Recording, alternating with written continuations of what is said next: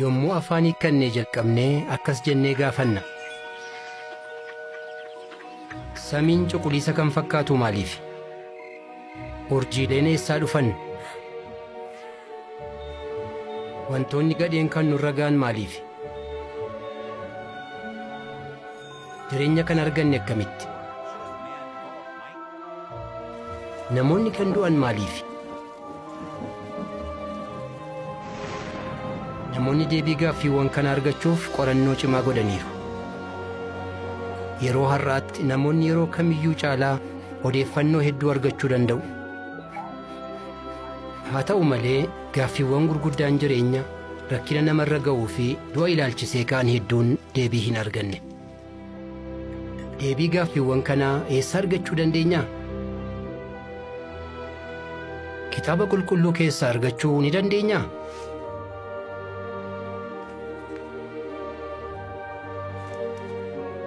Namoonni hedduun kitaabni qulqulluun oduu durii fi sheekkoodhaan kan guutame, yeroon kan itti darbe yookiin hubachuuf kan nama rakkisu akka ta'e dubbatu.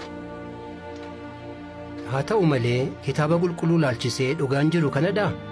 Moo yaada namoonni kitaaba kanaaf qabantu dogoggora?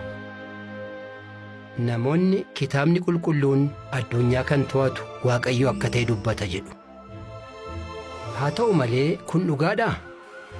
Addunyaan kun gar malee manca'eera. Dhiphinaaf rakkinaan, dhukkubaaf du'aan, hiyyummaaf balaa adda addaatiin kan guutamedha.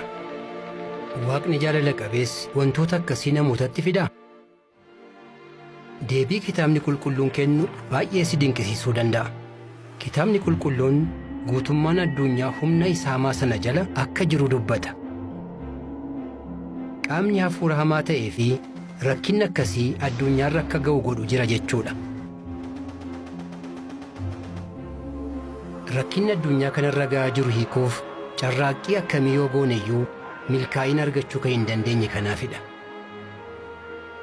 Kitaabni qulqulluun garuu haalli kun akka itti hin fufne kan dubbatu ta'uunsaa nama gammachiisa. Kitaabni qulqulluun sababii itti rakkinni nurra ga'u, Waaqayyo rakkina akkamittiin akka hambisuu fi humna rakkina mo'uuf nu gargaaru akka nuuf kennu ibsa. Namoonni miliyoonaan lakkaa'aman gaaffiiwwan gurguddaa isaa mudataniif kitaaba qulqulluu irraa deebii argachaa jiru. Atoo namoota kana keessaa tokko ta'uu barbaaddaa? Dhugaa baatonni Yehoo'aa si wajjin kitaaba qulqulluu qo'achuuf fedhii qabu. Dhugaa baatuun tokko akka si haasofsiisu barbaannaan foormii fuula kanarra jiru guutii ergi. Innis yeroof bakka si mijaa'utti si qo'achiisuu danda'a.